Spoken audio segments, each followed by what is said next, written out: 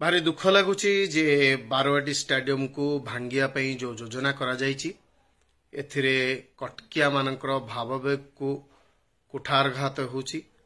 कारण बारवाटी स्टेडियम ओडिशार गोटे प्रतीक एवं कटकवासी माने या सहित जोड़ी होगी रही।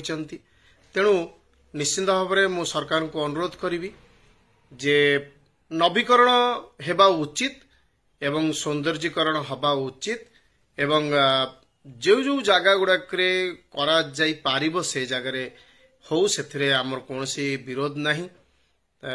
बहुत सुंदर भाव में आहुरी हो किंतु भांगिया पई भंगा हेले भारी कष्ट लागिवो। एवं बारवाटी स्टेडियम रो जो कथाटी अच्छी कटकिया मान सहित जोड़ी होगी रही ताकू निश्चिंत भाव में आमको कुठारघात होउची।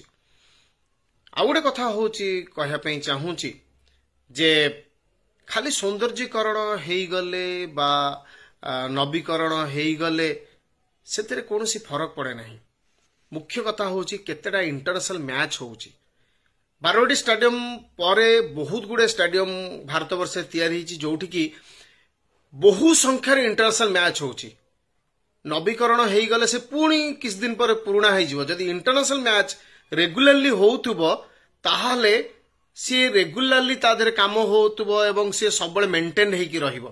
तेणु सरकार को अनुरोध करी से इंटरनेशनल मैच पर ध्यान दिंतु। आर जे सेक्रेटरी अच्छा प्रेसिडेंट अच्छा मुझे अनुरोध करी जे से माने इंटरनेशनल मैच पर ध्यान दिंतु। आ गोटे कथा होउची जे बारवाटी स्टेडियम रे हमर हॉकी एसोसिएशन अछि एवं बारवाटी स्टेडियम खाली हॉकी रो प्रमोशन काम रे बा हॉकी रो इनाग्रेशन काम रे खाली लागिची किंतु बारवाटी स्टेडियम रे कौन सी प्रकार आस्ट्रोटॉप फील्ड नहीं जोटी की hockey match hay पारिबो।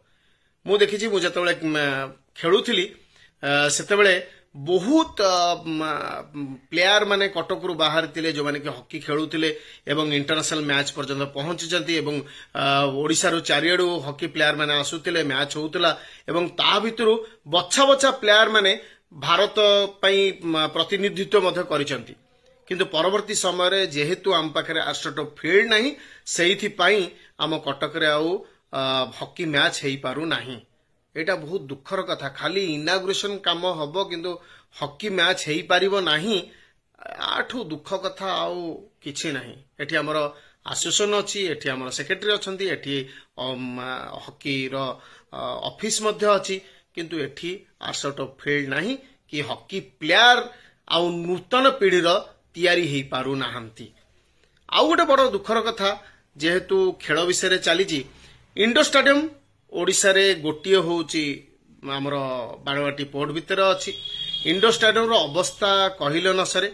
Eighty president of India आसुचंती समस्त जो बड़ बड़ व्यक्तित्व माने एटी आसुचंती किंतु सबुटू खराब लागुची जेतेबेले ता ऊपर पाल पडुची जरी पाल रे घोड़ा हेकी ऊपर रहुची एवं जदि सरकार या पर ध्यान दियंते एवं तार नवीकरण करते मु जहा डिस्कशन करूथिली जे से ऊपर जहा रेक्टिफाई कला बेलू को से करेक्शन हो नहीं से माने चाहूचन जे ऊपर टाको पूरा चेंज करी नूतन भाव में तार पूरा हेडरूप टा करिया पे।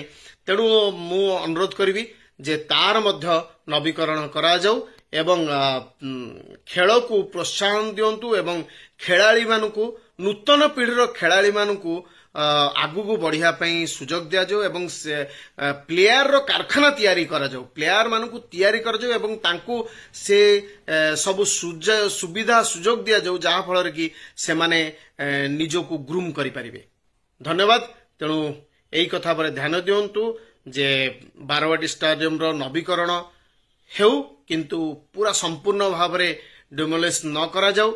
दुई रे होउची जे बारवाटी स्टेडियम भितर गोटे आस्ट्रोटॉप फील्ड हो जोठी की हॉकी मैच हेई परिबो इंटरनेशनल मैच हेई परिबो इंटरनेशनल स्टैंडर्ड रो हेई परिबो एवं इंडोर स्टेडियम रो छातर मरामती हो बा इंडोर स्टेडियम रो नवीकरण हो। धन्यवाद।